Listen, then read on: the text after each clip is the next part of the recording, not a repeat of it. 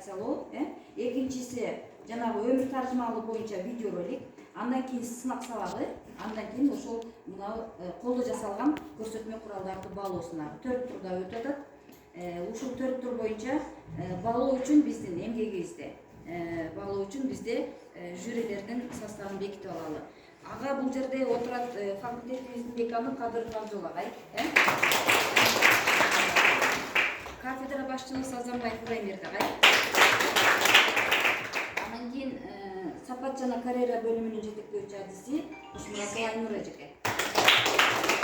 Булар жюрилер.